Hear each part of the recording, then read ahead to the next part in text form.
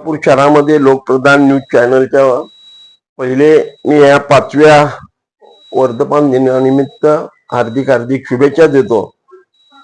आणि लोकप्रधान न्यूज जे आहे एक सोलापूर शहरामध्ये ज्या घडामोडी घडतात, जे चुकीचे असतील बरोबर असतील याची शहानिशा केल्याशिवाय आपण तुमच्या या माध्यमाला दाखवत नसता तुम्ही की दोघांची बाजू पडताळून घ्यायची आणि सत्यता बघायची आणि मग आपल्या त्या चॅनलच्या माध्यमातून तुम्ही शहरात ती बातमी प्रसिद्ध करता।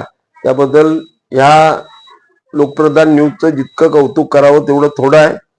कारण आता कसं आहे की आता लोक कुठं पेपर न वाचता हे चॅनलच्या माध्यमातून बातम्या ऐकत बसतात।